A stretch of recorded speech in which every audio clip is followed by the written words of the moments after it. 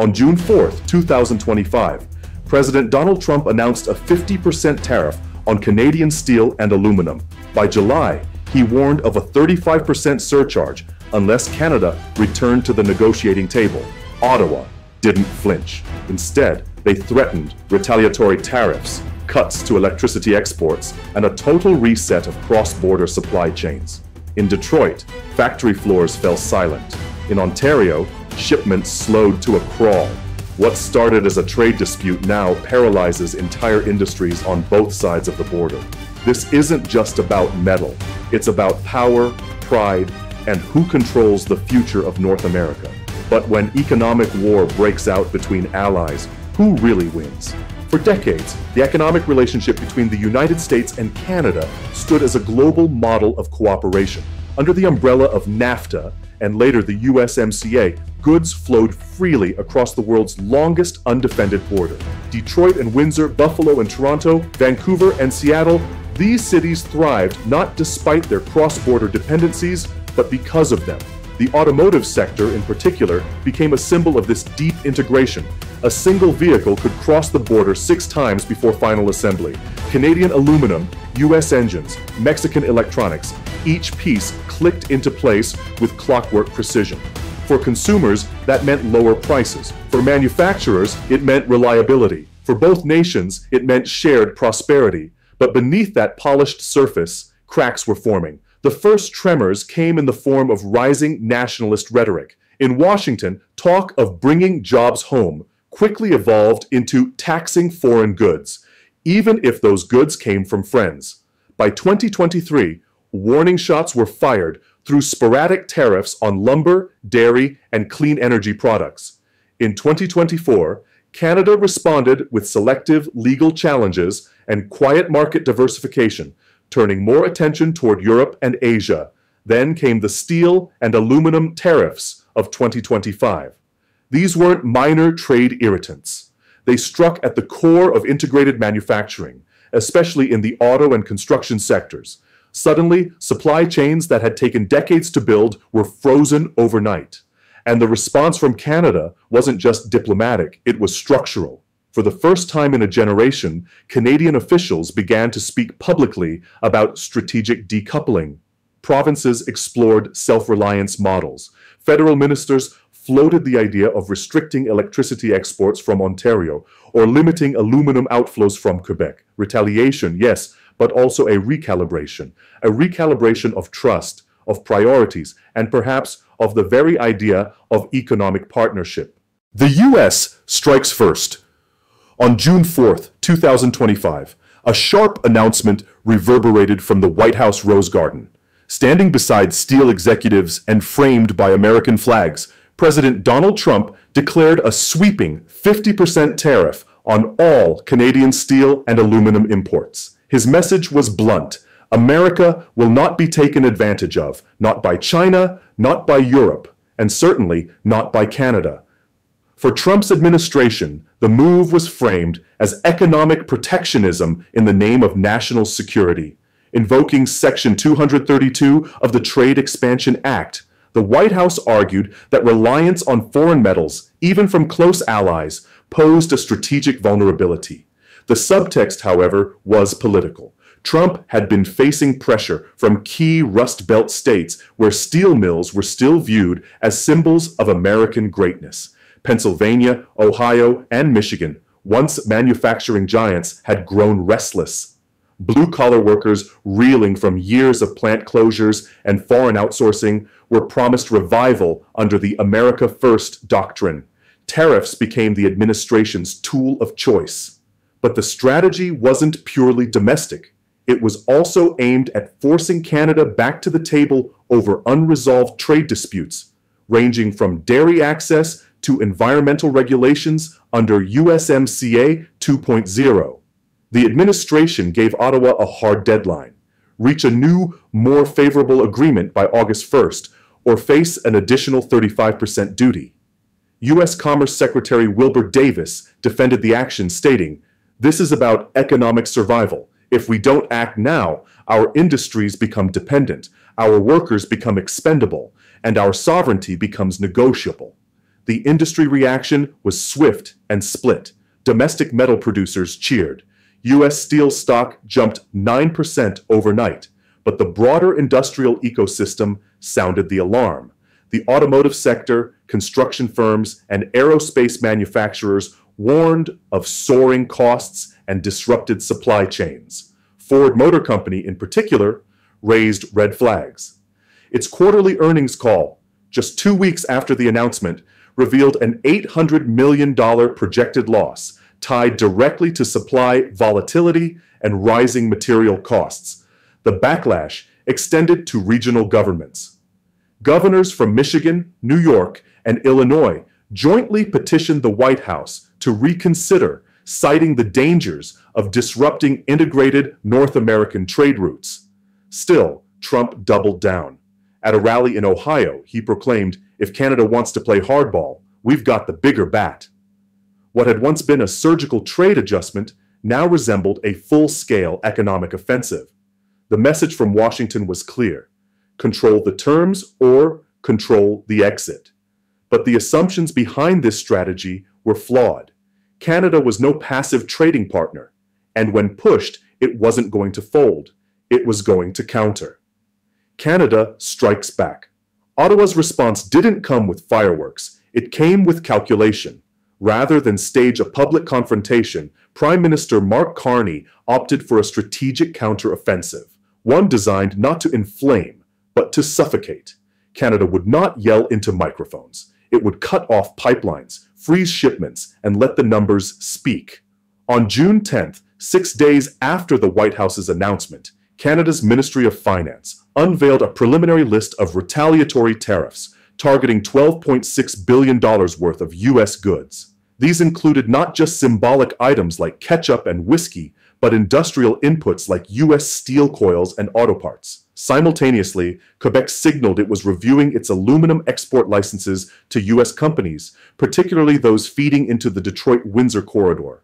Ontario quietly placed a hold on negotiations over expanded electricity exports to northern U.S. states.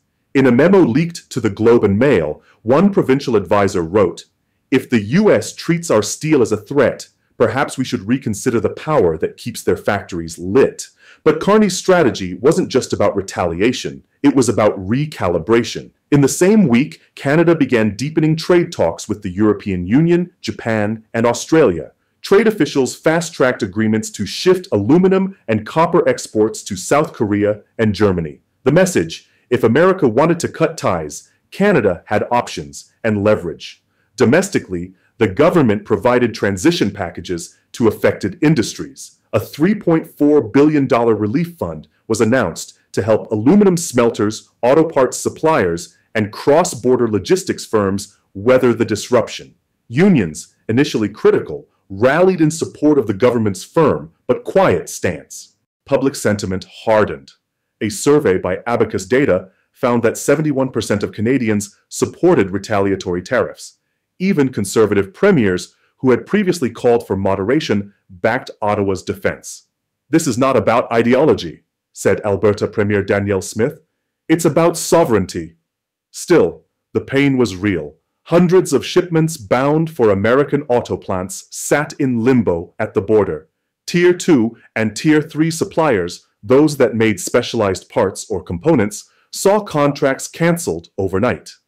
In Quebec's Saguenay region, where aluminum production accounts for over 60% of local employment, workers faced furloughs. "It's not just about trade," said a local union leader. "It's about families, mortgages, futures." Yet Carney remained resolute. "We will not be bullied," he told reporters in Ottawa. "Trade must be fair, reciprocal, and built on mutual respect. If the U.S. chooses a path of economic nationalism, we will chart our own course." The U.S. may have launched the first strike, but Canada was playing the long game, one move at a time, methodical, calculated, and unyielding. Stalemate in sight. By late July 2025, the situation had devolved into a standoff. Neither Washington nor Ottawa appeared willing to blink. On the American side, pressure was mounting. With Ford, GM, and Stellantis, reporting combined Q2 losses of over $4.6 billion, and the Center for Automotive Research projecting an annualized industry loss of $108 billion. Industry lobbyists intensified their appeals. They flooded Capitol Hill with data, arguing that protectionism was gutting the very sectors it sought to protect. Consumers, too, were beginning to feel the pinch. New car prices surged by an average of $5,000 per unit. Dealerships reported dwindling inventory, delayed shipments, and anxious buyers backing out of orders. But politically, Trump remained steadfast. His base supported the tough talk. His advisors echoed the mantra: short-term pain, long-term gain. In Canada, the tone was more somber, but equally resolved. The government refused to lift retaliatory tariffs unless the U.S. backed down first. Provinces, businesses, and unions presented a rare unified front. Meanwhile, foreign nations began re-evaluating their own North American supply chains, some siding more with Canada, others pausing U.S. investment plans amid fears of policy volatility. Both countries were bleeding, economically and diplomatically, but neither could afford to look weak. The result was paralysis. Cross-border trucks waited days at checkpoints. Energy transfers stalled. Investment in industrial projects froze. Talks were suspended after a series of acrimonious Zoom sessions ended with mutual finger-pointing and leaked transcripts. The most integrated economic relationship in the Western Hemisphere was now split by distrust and tariffs, and all eyes turned to August 1st, the day Trump's threat of a further 35% tariff would either detonate the relationship or break the stalemate. Impact on Canada. At first glance, Canada's retaliation seemed measured, surgical even, but beneath that calm exterior, entire industries were buckling.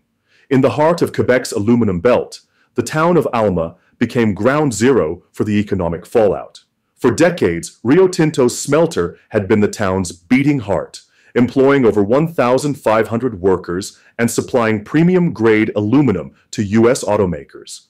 By July, demand from Detroit had dried up. "We used to ship 40 trucks a week across the border," said warehouse manager Benoit Gagnon. "Now we're lucky to get 4. With contracts suspended, the plant cut shifts. Workers were sent home. Families were forced to dip into savings. Local shops, bakeries, garages, pharmacies reported a 25% drop in daily revenue. A community built on the promise of open trade now faced the brutal consequences of its breakdown. And it wasn't just aluminum. Ontario's electricity exports to upstate New York and parts of Michigan were quietly halted.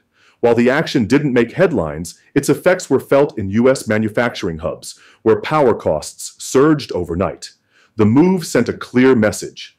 Canada wasn't afraid to weaponize essential exports if pushed far enough. Small and medium-sized Canadian manufacturers, especially Tier 2 suppliers for U.S. auto plants, also took a hit. Contracts were canceled or indefinitely delayed. Cash flow dried up. The federal relief package, $3.4 billion, was swift but insufficient. In provinces like Manitoba and Saskatchewan, rural communities dependent on agri-machinery exports watched their shipment volumes shrink by over 40%. Canada's retaliation, while restrained, had consequences. Jobs were lost, regional GDP took a hit, and even Carney's political capital faced strain as local leaders, supportive but weary, demanded faster support. "We didn't start this," said Alberta Premier Danielle Smith, "but we're the ones holding the line." Impact on the U.S. In Flint, Michigan, once a poster child of industrial America, residents were watching history repeat itself. At a Stellantis parts plant on Dort Highway, hundreds of workers found themselves furloughed. The reason? Missing aluminum shipments from Quebec. "We don't even make the bolts here anymore," said shift supervisor Alton Price. "We just assemble what comes in from Canada. When that stops, we stop." Across the Midwest, stories like Alton's were becoming common. Ford announced it would idle 2 plants in Illinois and 1 in Kentucky, citing material shortages. Its Q2 loss, over $800 million. GM's, north of $1.1 billion. Stellantis, a staggering $2.7 billion in the first half of 2025 alone. But the pain wasn't confined to boardrooms or blue-collar floors. Consumers were next in line. According to VinCheckup, new vehicle prices surged by an average of 25%, adding nearly $7,000 to the cost of a standard model. For middle-class families in Wisconsin or Indiana, that meant putting off purchases, stretching car loans, or settling for used vehicles. Housing wasn't spared either. With the cost of imported steel, aluminum, and lumber skyrocketing, contractors across New England reported construction delays and 10 to 15% price hikes on new homes. In Vermont, a young couple planning to build their first house saw their estimated cost rise from $290,000 to $340,000 overnight. Then came the macro shockwaves. CPI rose by 0.3% in June alone. Imported goods surged 3% in cost. Real GDP was revised downward by 0.4%. According to the Congressional Budget Office, the average American household was now losing $320 to $500 per month in indirect costs, higher prices, slower supply chains, and lost wages. This wasn't a war fought with bombs or bullets, but wallets and livelihoods. And increasingly, Americans were asking the same question as their neighbors to the north: who are we really hurting? The most stable trade relationship in the Western Hemisphere now teeters on the edge. What began as a political maneuver has escalated into economic warfare, costing jobs, straining families, and severing supply chains built over generations. Neither side shows signs of surrender. Washington clings to a doctrine of dominance. Ottawa digs deeper into quiet resistance. And the industries that once linked two nations in shared prosperity now find themselves caught in the crossfire. Global markets are watching. Investors are hesitating. Allies are recalculating. The question is no longer just about tariffs, but about trust, resilience, and whether this partnership can survive the forces tearing it apart. In the race to define the future, will North America win together or fall apart trying to go it alone? Are you American or Canadian? Share your story and perspective in the comments below.